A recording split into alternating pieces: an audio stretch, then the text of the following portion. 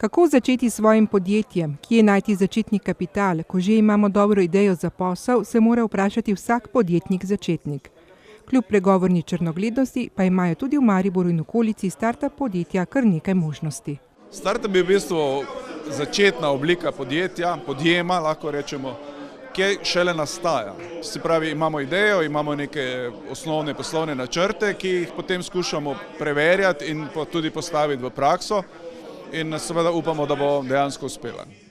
Tako za posameznika, kot tudi za mesto, ne nazadnje tudi regijo, sta mreženje in povezovanje izkušenih podjetnikov, poslovnih angelov in začetnikov z dobrimi izhodišči pomembni iz več razlogov. Pridružijo se lahko tudi skupnosti Startup Maribor. Maribor kot tradicionalno podhranjeno okolje, kar se tiče posla in poslovnih priložnosti, se seveda veseli vsakega takega dogodka in vsake podpore k razvoju novih podjetij. Jaz mislim, da to, kar so prej povedali, da so kreirali v 10 letih vsaj 70 novih služb v Mariboru, je ena velika kljukica na njihovem delu. 70 novo ustvarjenih delovnih mest z visoko dodano vrednostjo in visoko izobraženimi osebami je rezultat podpornega okolja in skupnosti Startup Maribor.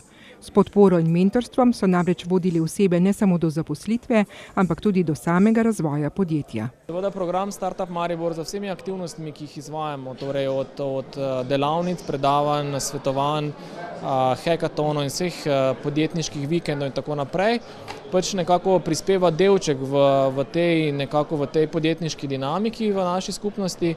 In seveda ta neka povečana dinamika, več storitev na voljo, ki so na voljo podjetjem, pač omogoča, da se pač seveda podjetje hitreje razvijajo, raste in seveda za rastjo tudi v bistvu širijo svoje ekipe in ustvarjajo nova delovna mesta. Gre za poklice, ki so na nek način del sodobnega poslovnega sveta. Prevladujejo nekako delovna mesta z informacijsko-komunikacijskih tehnologij in seveda tudi za sodobnimi tehnologijami povezanimi rešitvami, torej programerji, dizajnerji, podatkovni analitiki. Ena od oblik pomoči in mentorstva na začetku poti so lahko tudi inovacijski vikendi.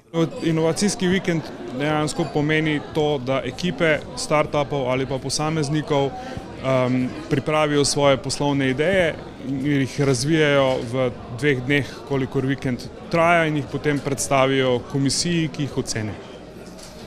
Kaj pa potem naprej? Potem pa si obetamo sodelovanja z startupi, ki nas bodo najbolj prepričali, oziroma s posamezniki, ki bi želeli z nami sodelovati pri nadaljnjem razvoju teh idej oziroma pri tem, da te ideje spravimo v delujoče izdelke in storitve za naše stranke. Ne nazadnje pa spadajo na nek način med uspešne podjetnike, le da na povsem svojem področju tudi uspešne glasbene skupine. Mednje lahko uvrstimo tudi band Dan D, ki znova in znova preseneti svojstvenim načinom ustvarjanja in promoviranja svojega dela. Band je v okviru svojega dela ustvaril posebno prototipiranje.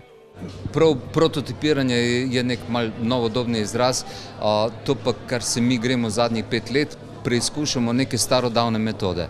Če se danes v ekonomiji proizvajalci nekih vsebin obnašajo tako, da gledajo kupce, mi ne gledamo kupcev, mi gledamo neke žive ljudi, in če danes proizvajalci za kupce probajo narediti raziskavo in ugotoviti, kaj je njim potrebno, in pol za njih proizvedejo določene vsebine, mi poskušamo obratno. Mi naredimo nekaj, kar se nam zdi prototip, in šele potem preizkušamo, ali ljudem to paše, ali to potrebujejo ali ne.